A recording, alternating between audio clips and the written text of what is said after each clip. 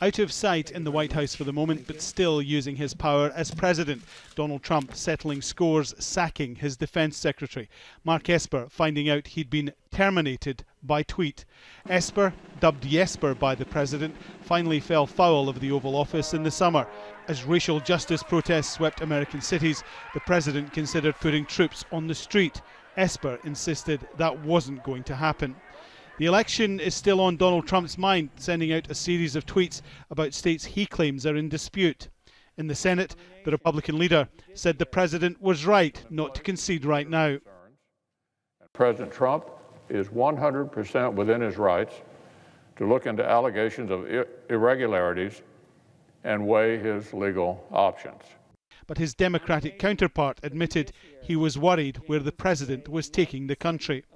Baseless claims by the president and his supporters that there's been widespread voter fraud and that the election was somehow rigged or stolen from President Trump. That kind of rhetoric is extremely dangerous. Republicans say they're just at the start of the legal battle. This election is not over. And are pulling together evidence to put before the courts. One, we do have a whistleblower, which I discussed earlier this week, who was in Detroit as an election worker, not as a Republican poll watcher, who under affidavit says that they were told to backdate ballots, that their supervisor came and they were there on November 4th.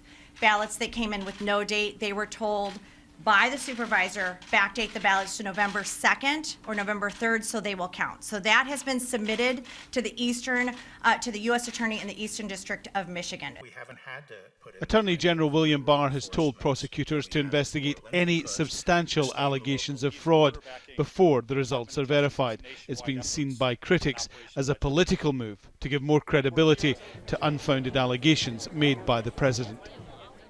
Joe Biden is in no doubt, though. He's won, and he's already getting ready for day one. As America hit 10 million COVID cases, he announced his coronavirus task force, which will go to work straight away. I will spare no effort to turn this pandemic around once we're sworn in on January 20th. To get our kids back to school safely, our businesses growing, and our economy running at full speed again, and to get an approved vaccine manufactured and distribute as quickly as possible to as many Americans as possible, free of charge. We'll follow the science.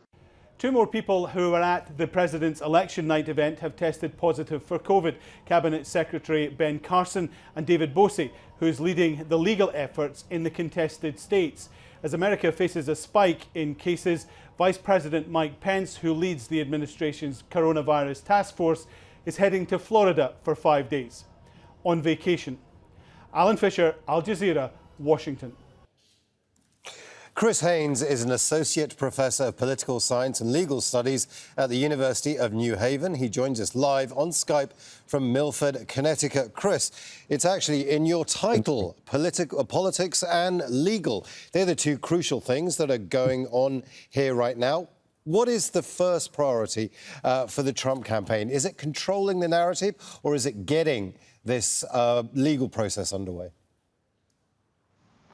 You know, it's really not clear what the Trump administration's strategy is.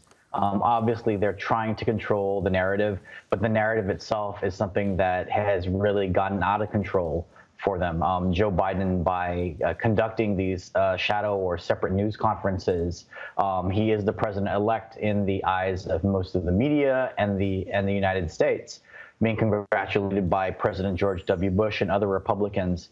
The narrative has already spun out of control. So I guess right now it's legal strategy, but a legal strategy that is founded on a lot of unsubstantiated claims of voter irregularities and voter fraud. It doesn't look like he has anywhere to turn. But Chris, this is also about the transition as well, which hasn't taken place. That's a traditional thing that takes place every time there's a change in government, but it's stalled right now. But does that mean that there is a potential power vacuum, or even a power vacuum already? Yeah, I mean, what it really suggests is that the president is not ready to concede. that people that he has appointed and Republicans are not willing to cross him. You've already seen what happens when you do that. And, today he just fired the defense secretary by tweet.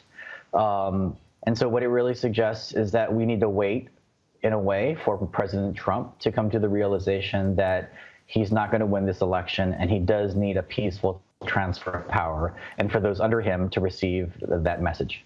But he's got a long legal battle ahead of him. It has to go from court to court to court, and President Trump keeps talking about the Supreme Court. So he needs to lose several battles before he gets to the Supreme Court, and he's gambling everything on that, isn't he?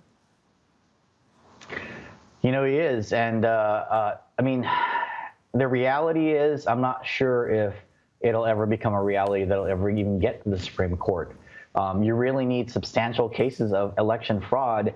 And not only that, you need cases where that election fraud could actually be decisive and overturn the decision of multiple states. We had an issue. We had a situation in the year 2000 when George W. Bush and Al Gore were contesting Florida.